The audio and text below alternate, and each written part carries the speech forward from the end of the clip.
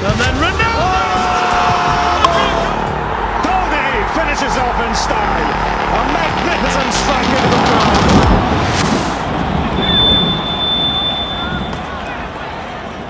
अस्सलाम वालेकुम जी। Sports corner में खुश आमदेद। आमिर अनवर और अजलान आमिर। 5 T20 मैचेस की सीरीज़ का आज दूसरा मैच वेस्ट इंडीज़ और इंडिया के दरमियान हुआ और वेस्ट इंडीज़ की दूसरी मुसलसल फतह। आज इंडिया ने टॉस जीतकर अपनी स्ट्रेटजी को तब्दील किया और उन्होंने ये सोचा कि हम एक टारगेट सेट करते हैं वेस्ट इंडीज़ के लिए, लेकिन वेस्ट इंडीज़ की नपी तुली बॉलिंग ने बहुत बड़ा स्कोर जो है वो इंडिया को नहीं करने दिया। अल्लाह ने एक मजबूत बैटिंग के हवाले से इंडिया की जो अब तक की परफॉर्मेंस है T20 पे वो कुछ मायूस कर रही है।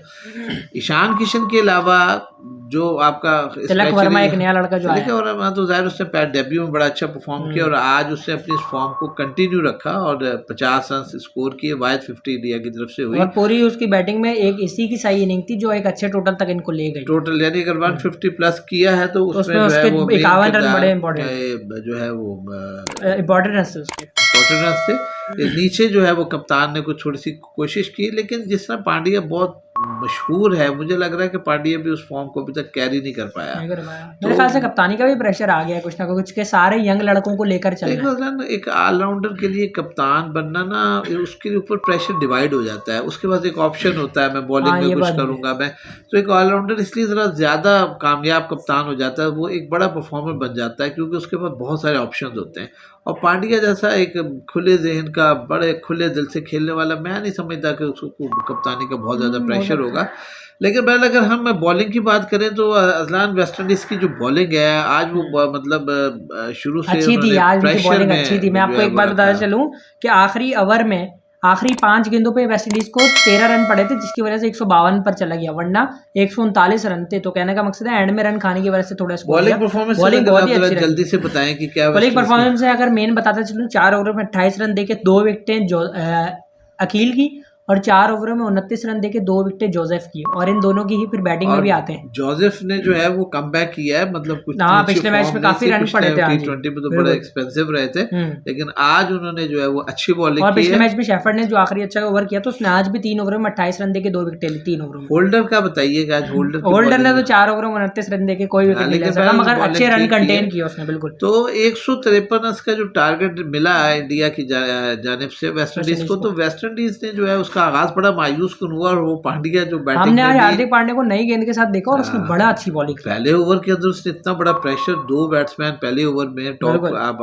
आउट कर दें तो बहुत ज्यादा प्रेशर में जो वो टीम चली जाती है। लेकिन बहरहाल दाद देनी पड़ेगी पोरन को, क्योंकि पोरन जो है उन्होंने अजलान जो यूएसए की लीग हो रही थी उसमें मैं अभी बाबा से यही बात कर रहा था कि ये अपनी फॉर्म को कैरी करते हुए आ रहा है। यूएसए की लीग में इसने 137 रन बनाए थे, जो कि एक बहुत बड़ी इनिंग थी क्योंकि टारगेट कुछ 180 रन का था। अकेले मारता गया। इमाद वसीम की टीम थी बाजब, वो तो मैं उसी को सपोर्ट कर रहा था जाहिर है क्योंकि एक ही पाकिस्तानी था, मगर इसने बड़ा अच्छा खेला और उस वक्त से इसकी फॉर्म आज कंटिन्यू। आज जब 2 विकेटें गिर गई थी 2 रन पर, उसके बाद ये आया और इसने फिर कंटिन्यू किया पूरा, और पूरन की बड़ी क्लासिक इनिंग थी आज।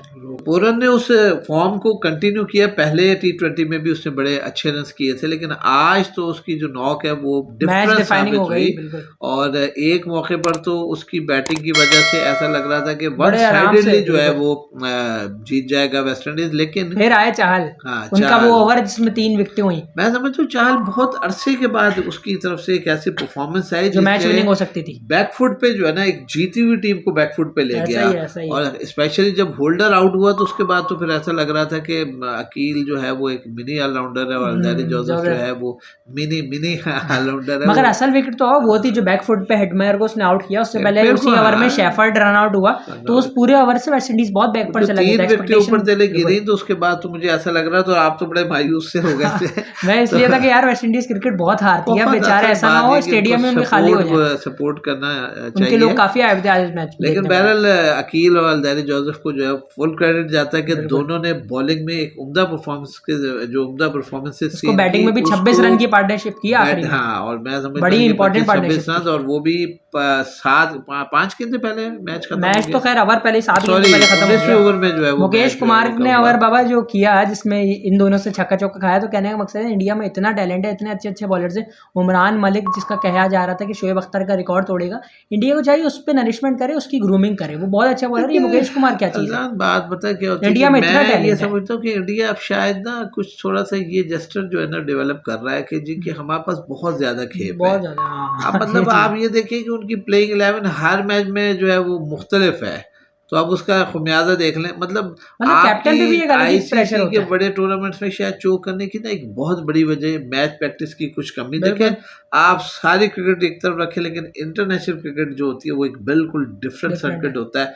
उसमें आपको 101% जो है ना परफॉर्म करना पड़ता वरना है। आगे वाली टीम आप पे और काबू पा ये जाती है। क्योंकि उनके प्लेयर्स जो होते हैं अब जो बड़े हैं उन पे बड़ा का ठप्पा लग गया, उनको आप हम्म, छोटे मैचेस नहीं देते, तो देखिए इंसान के एक मोमेंटम बनता है। तो बिल्कुल। मैं अब ये समझ रहा हूँ कि इस पॉलिसी ने कहीं ना कहीं इंडिया को जो है वो बैकफुट पर कर दिया है।